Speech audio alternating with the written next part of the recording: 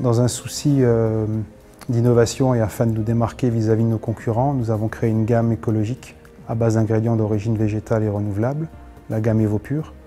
De plus, via le projet Rive 2, nous mettons en place un système de management environnemental.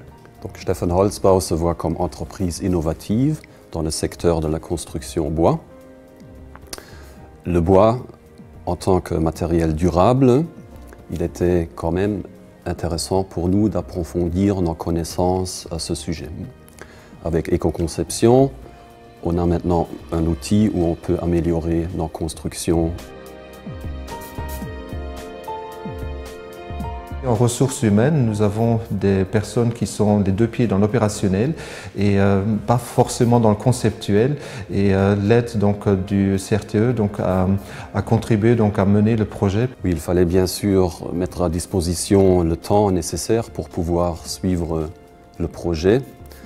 Ce qui était difficile, c'était parfois d'avoir des informations et des données correctes et assez précises auprès de nos fournisseurs. Je pense qu'il manque aujourd'hui surtout les compétences que pour juger d'un produit à l'autre, que pour juger d'une technique à l'autre. Et c'est là où j'ai un certain espoir qu'Éco-Conception puisse m'aider à rationaliser mon processus de finition.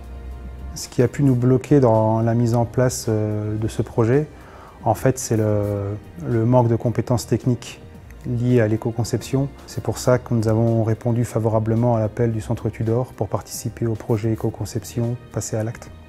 Nous remercions le FEDER qui a cofinancé le projet et aussi le Centre Henri Tudor et le CRTE de nous avoir accompagnés dans cette démarche.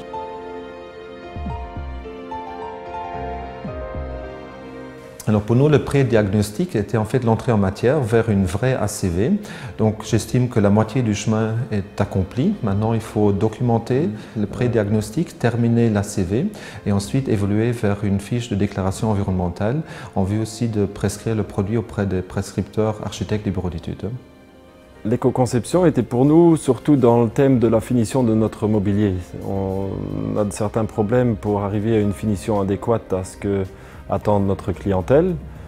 C'est des problèmes, on va dire, surtout infrastructurels, mais aussi des problèmes au niveau de l'aspect écologique des produits de finition que nous employons aujourd'hui.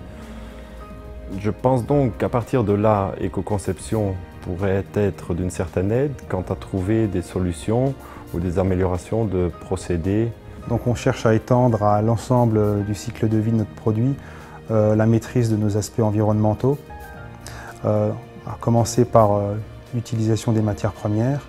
Tout ça pour nous mener vers une majeure crédibilité par rapport à nos clients en obtenant par exemple une déclaration environnementale ou un écolabel. Donc pour l'instant, nous sommes en pleine phase d'optimisation des paramètres de fabrication, c'est-à-dire réduire la consommation de ciment, changer l'emboîtement du produit, favoriser le collage du produit et aussi donc favoriser les matières premières recyclées. Et puis il s'agit d'étendre la collaboration avec le CRTE, mais aussi donc chez nous en interne au niveau d'autres gammes. Donc bien sûr, nous voulons dans le futur améliorer nos constructions au niveau environnemental, écologique, et par conséquent d'avoir comme ça également un meilleur positionnement dans le marché de l'entreprise Steffen Holzbau. En parallèle à l'accompagnement de 5 entreprises dans leur démarche d'éco-conception, le CRP Henri Tudor a développé un logiciel permettant d'établir de manière autonome un prédiagnostic des performances environnementales d'un produit.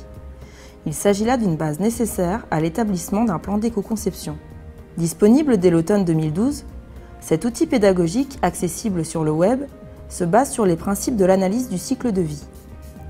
Pour chacune des 5 phases du cycle de vie, l'utilisateur est guidé pas à pas dans le choix des matériaux et de l'énergie consommée, ainsi que pour l'identification des quantités associées à chacune de ces consommations.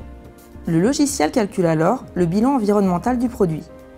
Les résultats sont instantanément restitués à l'utilisateur sous une forme adaptée à son niveau de connaissance en évaluation environnementale et permettent d'identifier les opportunités d'amélioration des performances du produit. Cet outil généraliste peut être utilisé pour divers secteurs industriels. Les 3 profils utilisateurs existants ont pour but de le rendre accessible aux différents membres d'une équipe. Les résultats obtenus visent à faciliter la prise en compte des performances environnementales du produit dans le processus de conception ou de reconception s'inscrivant dans une démarche interne à l'entreprise pour l'amélioration continue du produit.